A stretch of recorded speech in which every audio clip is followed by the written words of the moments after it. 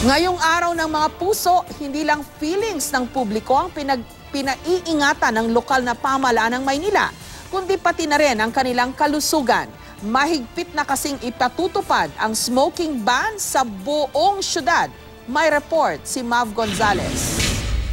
Love your heart, quit smoking. Yan ang Valentine's Day wish ni Mayor Joseph Estrada sa mga Manilenyo ngayong araw ng mga puso. At mukhang desidido siyang matupad ang kanyang wish dahil matapos ang mahigit 60 taong paninigarilyo, tumigil na raw sa pagyoyosi si Mayor Erap nitong nakaraang Disyembre makaraang maospital dahil sa asthma.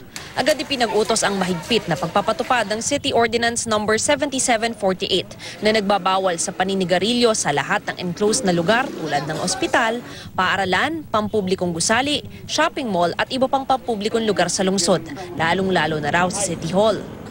Mukhang magiging problema ito para kay Tatay Rolando. 8 taon pa lang daw kasi, naninigarilyo na siya at ngayong 72 na siya, nakakaisang kaha pa rin daw siya kada araw.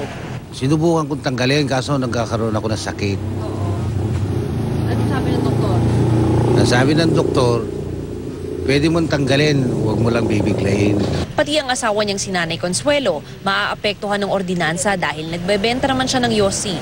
Malaking mawawala sa amin pag nawala yung pagbibenta namin ng sigarilyo. Pero kung bawal, magagawa namin. Pati ang kalapit nilang tindahan, malaki raw ang mawawala. 50 ang kaha ng sigarilyo kasi ang nabebenta nila sa isang araw, katumbas ng mahigit 5,000 piso. Susunod na lang po, o kaya mag-ano lang, tago-tago ng sigarilyo.